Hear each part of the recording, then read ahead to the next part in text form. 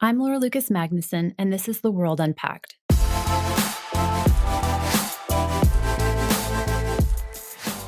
President Trump's major announcement today being watched all over the world, pulling the U.S. out of the Iran nuclear deal and imposing tough new sanctions on Iran instead. The president now bad. He should be immediately reaching out to our European partners and others and send private signals of deterrence and de-escalation to Iran and find a way to avoid the onrush of war. And the best way to do that, of course, would be for President Trump to rejoin the Iran deal and build on it. If Iran... The US and Iran will both head to Vienna next week to take part in a gathering between major powers still party to the nuclear deal. But although the US said it would sit down for indirect talks, Iran appears to have ruled that out for now, making the removal of sanctions a precondition. In a tweet, will the US lift sanctions first in order to get Iran back to the negotiating table? No.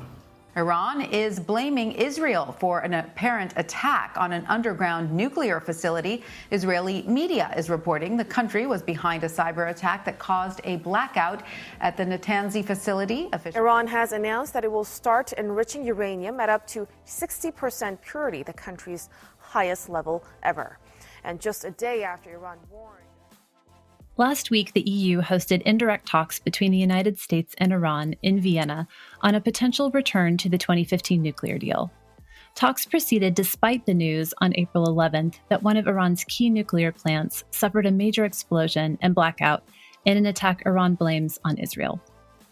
In retaliation, Iran announced it would enrich uranium to even higher levels, getting closer to those required to produce a nuclear weapon. Though both tensions and expectations are high as the new Biden team engages, the talks indicate that neither the United States nor Iran wants to abandon negotiations. Joining us today from Berlin is Cornelius Adebahr, a non-resident fellow at Carnegie Europe who specializes in foreign and security policy on Iran and the Persian Gulf, as well as European and transatlantic affairs. We'll talk about the role that Europe has played and what the prospects are for progress. Welcome, Cornelius. Thank you, Laura. Thanks for inviting me. Cornelius, before we dive into recent events, let's just remind our listeners of sort of the key components of and status of the Joint Comprehensive Plan of Action that was signed in 2015. You've noted how former President Trump built a so-called sanctions wall to make it harder to re-enter the deal. Could you tell us a little bit more about the JCPOA and why getting back in is not as easy as it seems? At the core, the JCPOA, the nuclear deal, is a simple bargain. It is imposing strict limits on Iran's nuclear program in return for an economic opening of the country and of increased trade. The reality, of course, is much more complicated, which is why it took a 160-page document to put this all into writing. But the implementation of this 2015 deal has been difficult from the get-go. Was only 4 weeks after implementation began that the US entered its primary season for the presidential election in 2016, and things have gone downhill from then on. There was some economic engagement, including sales from airplanes. Airbus and Boeing both signed big deals with the Islamic Republic, 80 and 100 aircraft. But they've barely delivered on this because the situation deteriorated politically so soon. After May 2018, when the United States pulled out of the nuclear deal, it's been basically on life support, as most people would say. And there has been constant friction between the United States and the remaining parties on what the status of the deal could be like. So now when the parties are in Vienna discussing a possible return to the deal, it's not just very cumbersome to go through all these more than 1,000 sanctions that the United States has imposed on Iran over the past couple of years, but it would also be important to find a way for Iran to bring down its own non-compliance with the deal. And this is what diplomats are currently haggling about. And as we said, a lot has happened over the last few weeks, starting with those talks in Vienna. You know, the negotiations are very complex as the U.S. and Iran aren't even talking directly to each other. What's the state of play from Vienna, and what are each party's goals in the negotiations currently? I'd say there are three things which are crucial here. The first is that, in fact, the parties are in Vienna talking not always directly to one another, but they are sitting close to one another in different hotels, and they are trying to negotiate this return to the deal. The United States is no longer a participant under the JCPOA, and that's why Iran has refused to talk to the American delegation directly. But the Europeans come in here as a mediator, basically shuttling between hotels and delegations to pass messages on what each side would want. Second point is that also Russia and China are there as co-signatories of the deal, and they have always expressed an interest that Washington should come back into the deal, and they've been dissatisfied with the U.S. withdrawal in 2018. And the third thing is that what should come out of this conversation should be two to-do lists, two different to-do lists, two sets of lists with things that the United States needs to do in order to cut back on the sanctions, and what in return or simultaneously Iran would have to do in return in terms of coming into compliance, reducing its nuclear activities, and have these two to-do lists connected with timelines that spell out who does what exactly when, so that both sides come into compliance ideally at the same moment. This is a great picture you've painted for us. I mean, this is what people think diplomats do, like, scurry from one hotel room to the other and kind of passing these notes. I can say that as a former diplomat. So right now, the parties are really far apart. The United States doesn't want to negotiate without Iran first reducing its levels of enrichment, while the Iranians refuse to negotiate before the United States lifts its sanctions. And recently, Ayatollah Ali Khamenei said that the offers on the table were, quote, not worth looking at, and announced that Iran would enrich uranium up to 60%. Is this a true impasse, or who will need to give first? Well, I would say important things are being said at the tables in Vienna. And if Khamenei, the supreme leader of Iran, does say something in public, he also has a public audience in mind, be it his domestic audience, be it the American side. So as you know well, Laura, the diplomatic conversations are held closely to the chest in these tables in Vienna. So we should not get too distracted by this, by such comments. What we will have to look at is the creativity with which the two sides can come up with in order to combine previous statements. At the beginning of the year, at the beginning of the Biden administration, there was a lot of talk from both sides, from Iran and the United States, as to who should go first. Both sides insisted the other side had to go first. I think we're past that point, luckily, and this is an opening to fixing these different expectations much more than before. And this is something that diplomats have already done back in 2015. When the deal was signed in July, when it was officially put in place only in October, and then between October and January 2016, Iran had to undertake a couple of steps in reducing its nuclear arsenal, the civilian nuclear arsenal, the centrifuges, the stockpiles. And so only in January 2016, the deal could enter into force. And even on that particular day, with the help of time zone differences, things began in Tehran on that day, and EU ministers in Brussels sat on the day and signed off the agreement, and then Washington came in last because that's where the sun rose last also. And so this kind of creativity is what is needed to give both sides, again, Iran and the United States, something to take home, where they say we didn't cave in, but we've come to an agreement on some kind of supposed simultaneity of a return to the deal. And we've talked about the fact that these, indirect discussions are happening is very positive. As we've also mentioned, about 10 days ago, the Natanz nuclear plant in Iran suffered an explosion and major blackout that caused significant damage to a number of centrifuges. And common consensus is that Israel was behind the sabotage, that they have officially denied that. How do you see this attack, the motivations, what we know?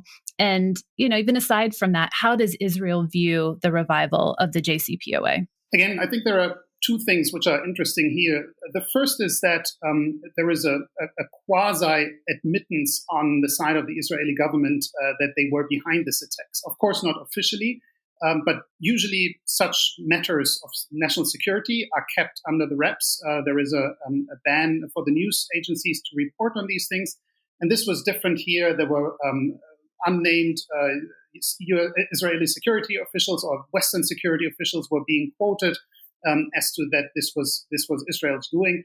And so there was also, second point, a very lively debate even in Israel with former Prime Minister Ehud Olmert coming out against the current Prime Minister Benjamin Netanyahu and accusing him of posturing, of boasting about these kind of organizations, these kind of operations that should rather be done in secret and not out in public. So we do see a debate here also in Israel, which is in fact a debate which has taken place over the past years, even though Israel is always seen as an opponent of the JCPOA. The reality is much more complex. We have heard voices back in 2015 and now again from the security apparatus, acting current and former officials who have come out saying that it is in Iran's interest to constrain the Iranian nuclear program, even with a limited agreement like the JCPOA. And this is in contrast to what the official government line is, Prime Minister Bibi Netanyahu being one of the most vocal opponents of this deal. And so this is something where we do see, and then we do have to look into the Israeli debate too. Israel is again in a phase, in a post-election phase. A government is being formed, possibly again under the leadership of Netanyahu. And so there are many rumors and speculations about, first of all, why could Israel have done this right now, and why did it go public the way it did? Yeah, interesting tie-in, as you say, to the what seems like a nearly constant election season in Israel, for sure. And after the sabotage, Iran announced that it would begin enriching uranium up to 60%. But what does this really mean? I mean, these numbers get thrown around. So what's the significance of this action? And is this more symbolic threat to the negotiations to get concessions? Or does this enrichment level have significant implications in terms of Iran's potential to acquire a nuclear weapon? That's a great question, Laura. And again, we have to dissect, I would say, the rhetoric from the substance. But let me just first get into the science for a little moment. When we speak of enriching uranium, what do we mean? We mean to increase the share of a certain isotope, a particle, which is present in natural uranium, and increasing this share to a level which is needed for either power generation or a weapons explosion. That's two different levels. I'll come to that in a minute. So most commonly, this enrichment is being done with centrifuges, cascades of centrifuges. These are these human-sized metal tubes that most people will have only seen in a grainy video with Iranian flags on it, because no other country is showing off its centrifuges like Iran does. So this is enrichment. And for a nuclear power reactor, one would need 3% enrichment of this particular isotope. For a bomb, for a nuclear weapon, you would need 90%. And the thing is that because this takes place, the enrichment takes place at an exponential level, getting from 0.0, which is natural concentration, to 3% is much more difficult than getting from 3 to 90. So once you've mastered the basic enrichment process and you enrich for nuclear energy purposes, there is an easy way to get further and to enrich further. You just have to continue doing what you've already been doing and what you've learned to be doing. And this is where things get tricky. So that's the science part. Just one more word about rhetoric and substance. Well, if Iran now says that they would enrich to 60%, I'm asking myself, how are they going to do this with a nuclear facility which has just been damaged? Badly damaged, as, for example, the Israelis say, lightly damaged, as the Iranians insist, and I'm sure each side is speaking to their own with their own motives.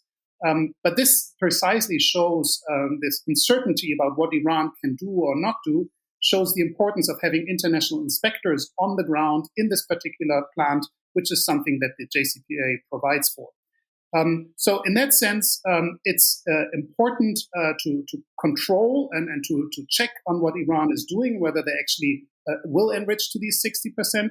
But we can take it, the statement you refer to, that this was a show of defiance, a show to the national public, to the audience in Iran, to show defiance against international pressure, against the sabotage. Well, thanks for taking us through the science. That's actually really helpful as we dissect the rhetoric as well. We'll be right back to talk about Europe's crucial role in the negotiations.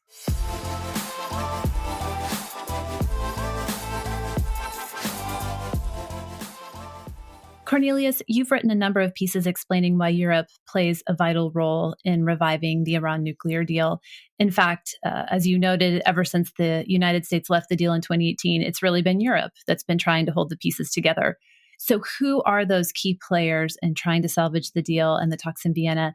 And really, what have they been doing since 2018 to kind of keep this all afloat? When we speak of Europe, we would actually have to be more precise and say we speak of the European Union, this 27 member state body, or we speak of the E3, the free states that started these nuclear negotiations nearly 2 decades ago, France, Germany, and the United Kingdom. And so then again, we can speak of Europe because this particular format of the Iran negotiations brings together the United Kingdom, a former EU member, and the rest of the 27. So that's one important aspect.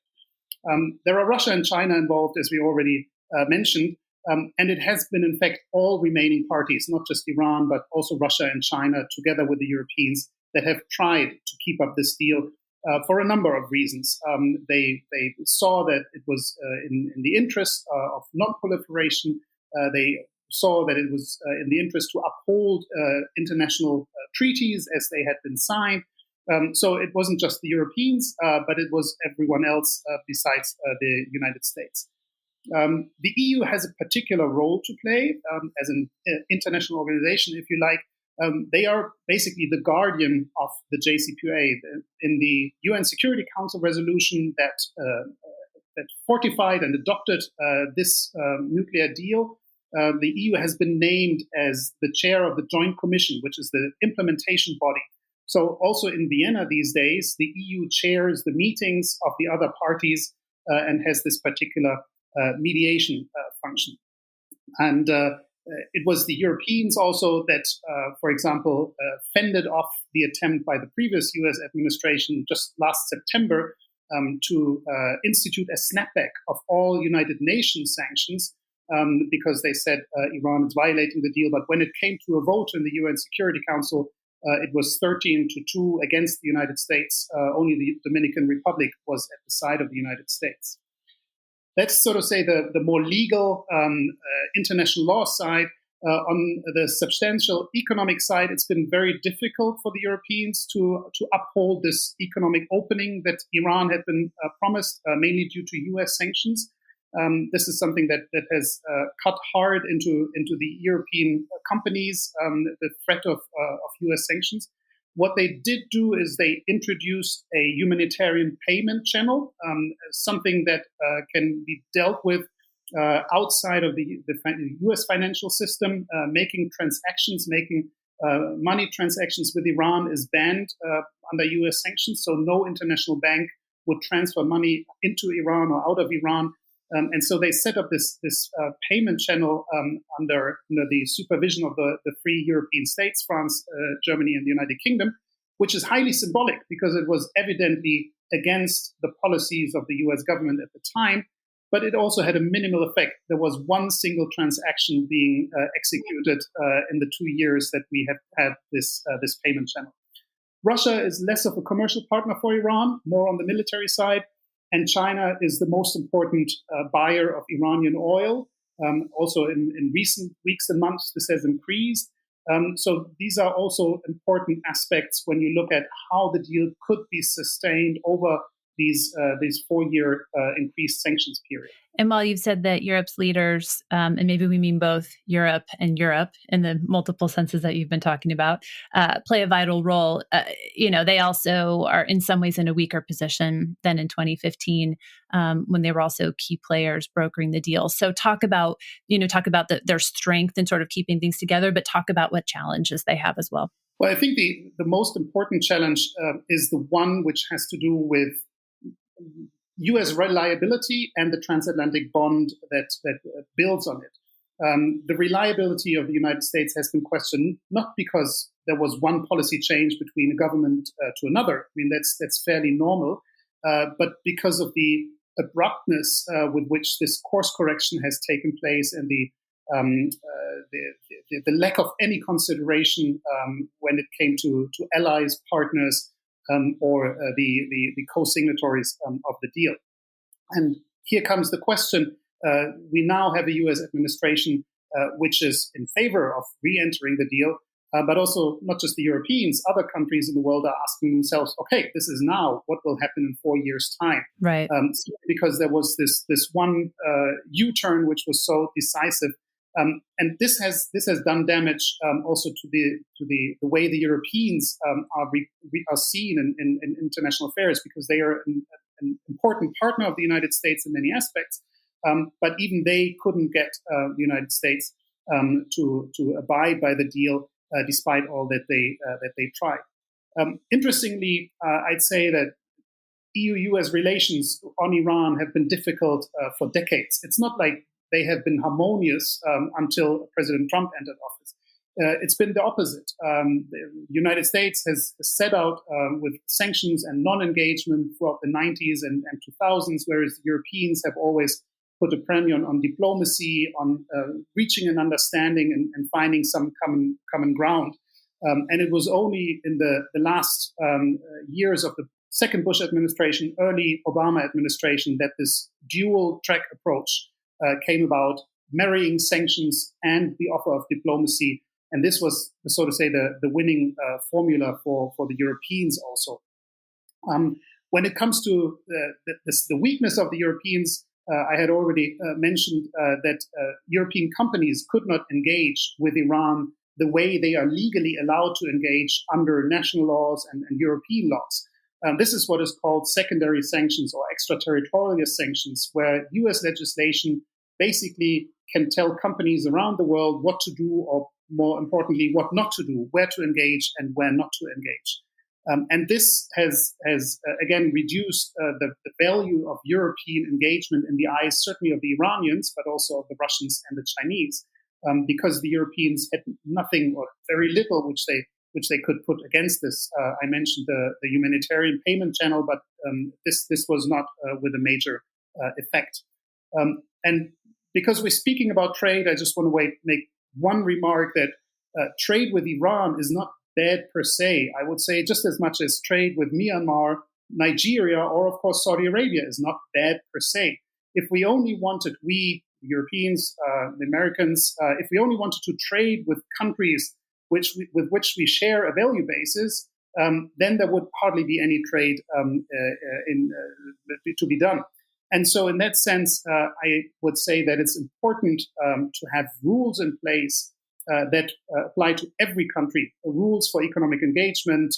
This can be environmental, labor standards, financial transparency, right, terrorist financing, etc. But this should be applicable to any kind of trade.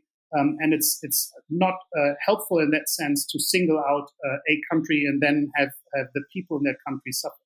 Another thing you've talked a little bit about is that Europe may have missed a chance to prepare the ground for negotiations taking place right now. What did you mean by that? And what would you have imagined they could have done differently? The situation in which we're now with the talks in Vienna is what people had envisaged maybe over the past year or so, under the assumption that there could be a Biden win. And so also the Europeans had, in their planning, they had more than a year to think about how exactly do we need to go about this. And so this lack of planning, and also I would say a lack of pressure on the incoming Biden administration to engage, is what is the biggest omission of the Europeans. I take it that there was a mix of relief about the departure of Trump. Certainly, that's no secret among the Europeans, and a bit of deference to the internationally experienced nuclear negotiators, which would enter the White House and also the State Department, that the Europeans said, okay, let's wait and see what President Biden or Secretary Blinken, what they come up with. But this has taken far too long. Negotiations only started a couple of weeks ago, as we said, and we are running against a number of roadblocks, one being an ad hoc arrangement for the presence of nuclear inspectors in the country. Iran is undoing its commitment to the JCPOA, as we know, and they have also threatened to reduce the access for nuclear negotiators, for nuclear inspectors. And there is an end of May deadline for this. There is an election campaign in Iran coming up. So there are reasons why time is of essence. And so the Europeans could have done more to prepare this and to prepare the landing zone, if you like. Again, the sanctions wall, we have mentioned this a couple of times. It's thousands of U.S. regulations, but this is well known. And people who are in the U.S. administration now, they were probably at a DC think tank maybe 12 months ago, including Jake Sullivan at the Carnegie Endowment. So one could have spoken with these people while they were between government positions to find this landing zone, the precise to-do lists that diplomats are haggling about now. This is something that I believe one could have prepared much better. And last point, while I mentioned the relief that the Europeans have felt about the outcome of the US election, certainly, but this is not a feeling that is shared inside Iran. From an Iranian perspective, they are still waiting for another policy change on the US side. For them, the so-called maximum pressure campaign that has been started by the Trump administration is still continuing. They are waiting for this to change. And so for them, they don't share this kind of enthusiasm that many in Europe have expressed when it comes to a renewal of transatlantic partnership. So the Europeans could maybe have tried to get this going a little bit earlier. But I'm curious also if you see a difference in perspectives, right? I mean, both the United States and the Europeans want to see Iran without a nuclear weapon, but their interests may not align completely. You already mentioned, decades of kind of coming at this issue from slightly different angles. So could you talk about some potential pain points, even currently, between the United States and Europe, but how they can work together to negotiate with Iran? As we just said, there have been these differences over the past years and decades, but mostly when it came to the question of how do we get there. I mean, this overall interest of preventing Iran from acquiring a nuclear weapon, preserving the non-proliferation regime, this global rules book for how to deal with nuclear weapons. This is both in the United States and Europe's interest. And again, today there is this agreement even with a new administration on how to get there, which means by going back to the JCPOA and then entering new negotiations, both with regard to making this deal longer and stronger, as they say, and also tackling other issues like regional security issues. So this is very much a shared interest. The difference was that the Europeans have been more on the diplomacy side, and the Americans have been more on the sanctioning side. But as we said, this has come together neatly in the early part of the last decade with an international sanctions regime against Iran and the resulting JCPOA. What will be difficult, and this is where these pain points, as you said, come into play, will be the debate about regional security. How can you tackle this overarching question of the rivalry between Saudi Arabia and Iran, but also the enmity between Israel and Iran? How can you tackle this in I'm not going to say in a cooperative way, that's a very big word, but in a less confrontational way where simply one side needs to win and the other side needs to lose. And this will be the tricky part. And here again, the views, I believe, in the United States and Europe differ somewhat. The United States is a superpower, and for them, Iran is an adversary. And the idea is to bring Iran to its heel. But Europe, wary of its own history of wars and the post-war reconciliation, is much more ready to accept that Iran has also certain legitimate security interests, and that there is a value in organizing security in a collective way, just as much as European security is organized collectively. We have to be careful. We cannot copy one system to another region, certainly not. But this is how the Europeans view Iran, in the sense that they are less antagonistic vis-a-vis Iran. They are ready to accept that Iran is a factor in the region, that it has to be dealt with, that it cannot be wished away. And just to use that word, that regime change is not an option. It may be desirable in the long run, but we've seen the effects of regime change in neighboring Iraq, and this is nothing that anyone would want to copy in Iran. Heading back to the JCPOA in particular, then, what do you think it will take from all the major parties to get everyone back in the deal? Essentially, do you see hope after all of what's happened in the last couple of weeks? It's a good point. Well, definitely, I'd say there is hope, simply because I don't think the parties would be sitting in Vienna now if they hadn't made some kind of preliminary sounding out of what the options are.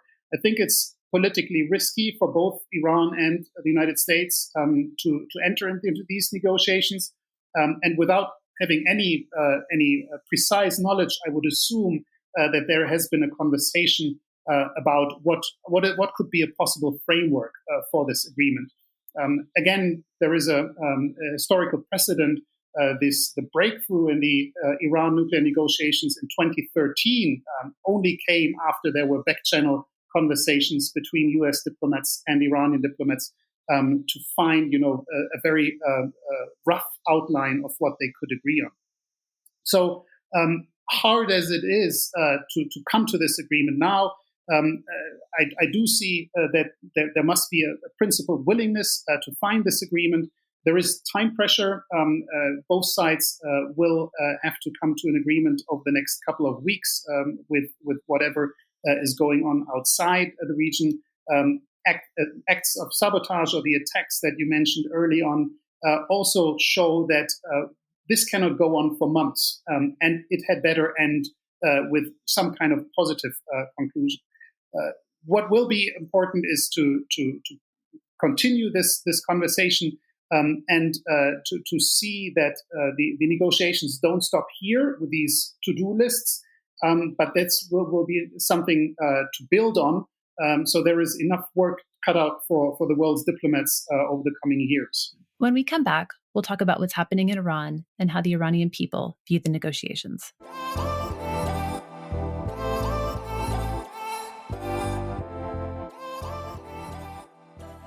So, Cornelius, we've talked about the Western perspective on the Iran deal, but what about the Iranians?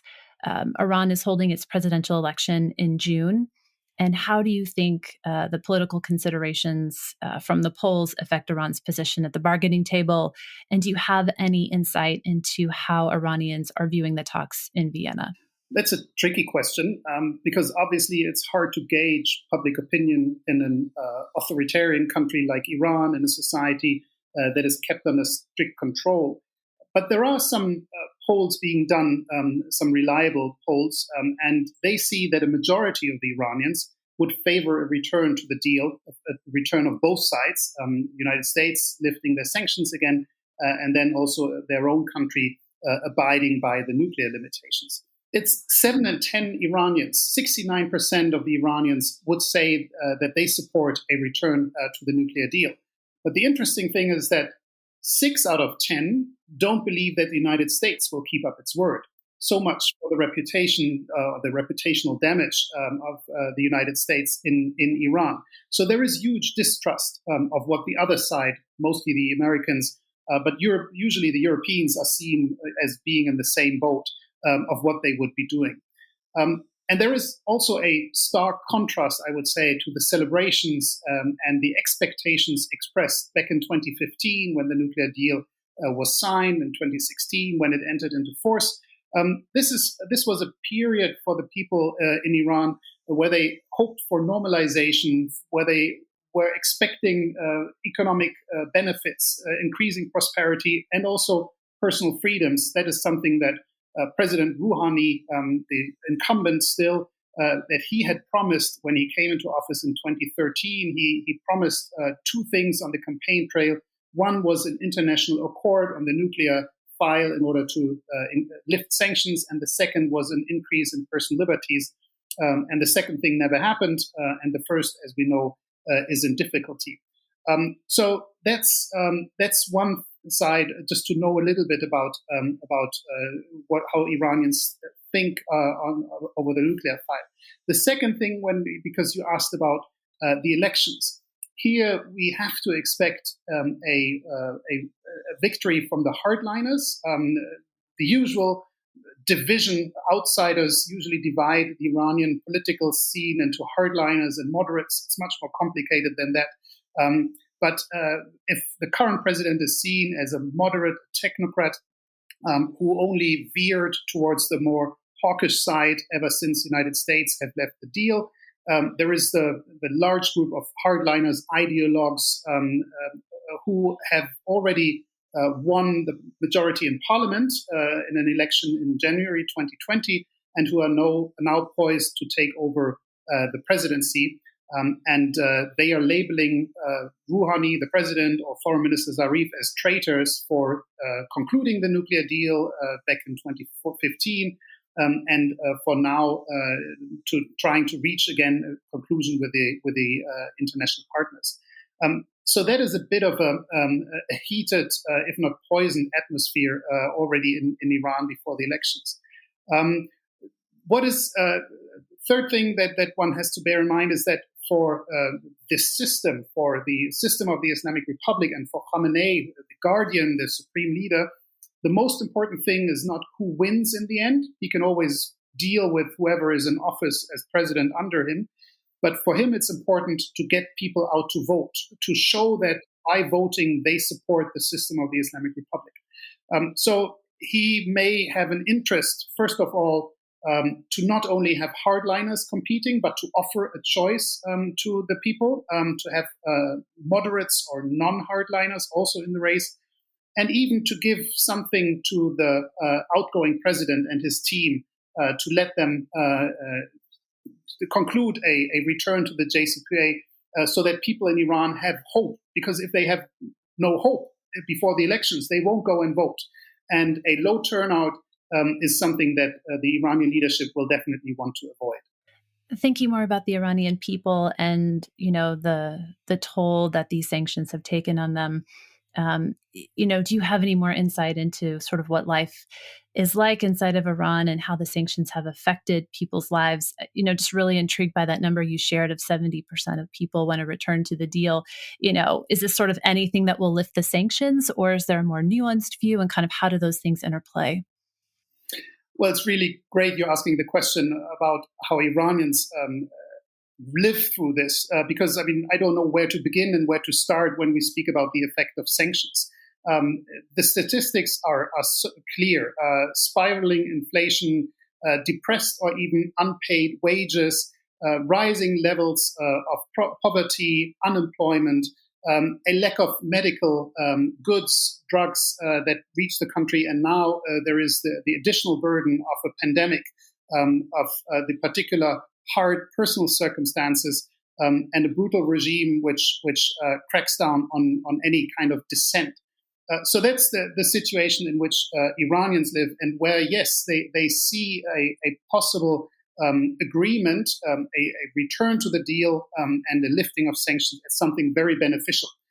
I don't think many Iranians would be able to go into the details of what is being negotiated in Vienna, but that's totally fine. The Europeans and the Americans. Most Americans couldn't. Totally agree. So they would be happy if the government could sign on to something, because what they also crave is this kind of recognition. No one wants to be a pariah, and certainly the Iranians also don't want to be the pariahs of the world. They know a lot about what is going on in the world. As much as the government tries to control the internet or the news, they just find workarounds, and they can they are active on Twitter, on Facebook.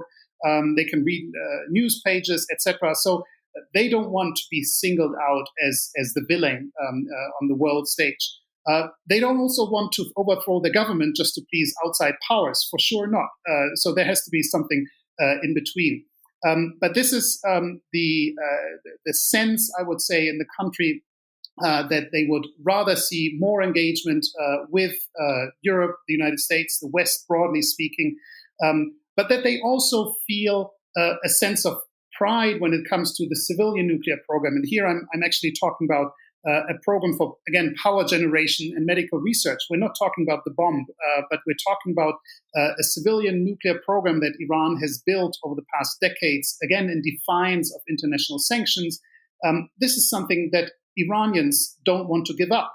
So this initial idea voiced by some in the United States, for example, or in Israel, that Iran would have to give up its nuclear capabilities, the research and the technology that comes with it, this is a no-go also for ordinary Iranians who would say, well, why can't we enjoy the scientific progress that a number of countries in the world enjoy?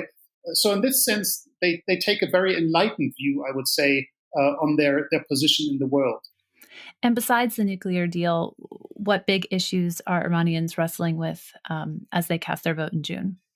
Well, the nuclear deal is in fact tied to this overarching issue of the economy. It was a US president at the time who won the election by saying it's the economy stupid, and this still holds true for Iranians as well, because it is such a dire economic situation, as we said, with rising prices inside the country and with a lot of hardship. There are strikes nearly every day in the country, teachers going unpaid, lorry drivers being on strike. So the poor economic situation is something that worries people a lot. It is furthered, I would say, by this idea that the regime proposes of a resistance economy. Because there was maximum pressure from the outside, the regime responded by saying, we'll build a resistance economy. We'll try to not rely on Western technology, on Western trade relations. We'll deal more with partners in the East, China and Russia, or we'll be self-sufficient as an Iranian economy.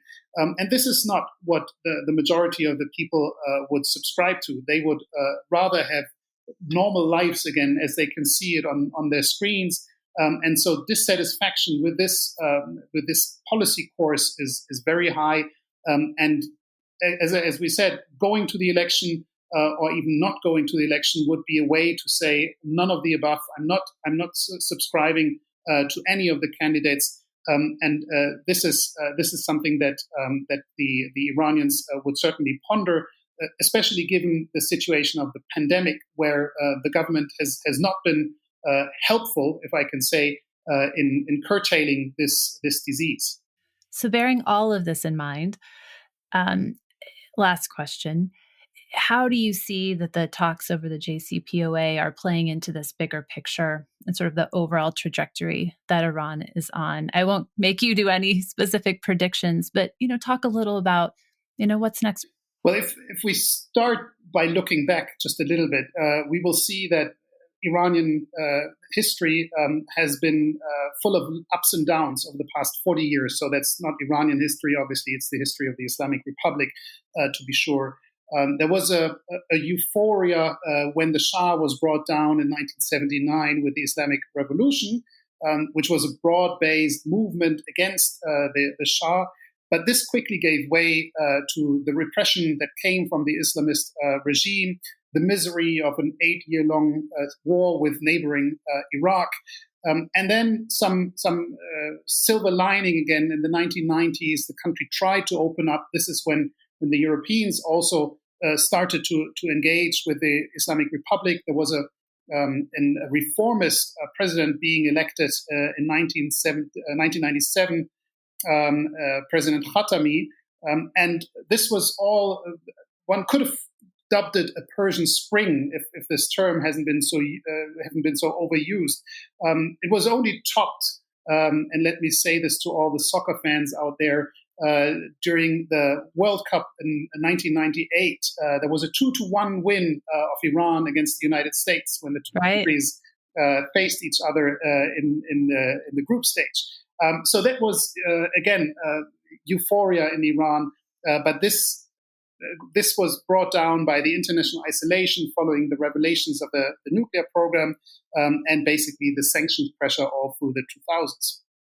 Fast forward to mid-2015 with the expectations around the nuclear deal, and these hopes again dashed by the withdrawal of the United States under President Trump. So that's a snapshot of the past 40 years. As I said, a lot of euphoria, but usually dashed hopes. The good news, I would say, for Iran, and this is where I start looking into the future, is that the Iranians in general, but I would specifically mention, but Iranian women have been very resilient. They have a vibrant civil society, vibrant art scene, cinema, movies, literature.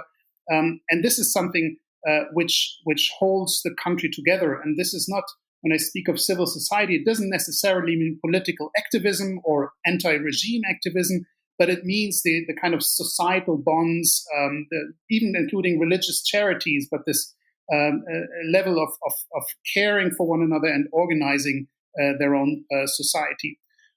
So it may well get worse before it gets better. But few people in Iran would want something like a bloody divorce, which they know from back in 1979. So they are patiently waiting for things to get better.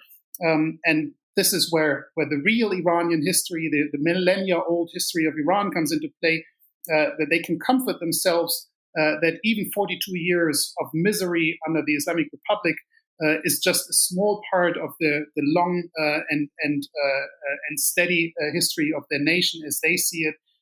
It may be a very unpleasant present that they live through, but they take some consolation from this when they look into the future. Always good to put the current moment into the bigger context. Thank you so much for joining us, Cornelius. Thank you very much, Laura. My pleasure. Till next time. Thank you for listening to The World Unpacked, produced by the Carnegie Endowment for International Peace. We are grateful for your listen and eager for your feedback. We welcome your emails at podcasts@ceip.org. And please rate and review us on iTunes, Spotify, or wherever you get your podcasts. You can find me, Laura Lucas Magnuson, on Twitter @Laura L. Magnuson. These discussions are made possible by our wonderful team behind the pod. Our audio engineer is Tim Martin, and our executive producer is Cliff Jayapranada. We'll see you next time.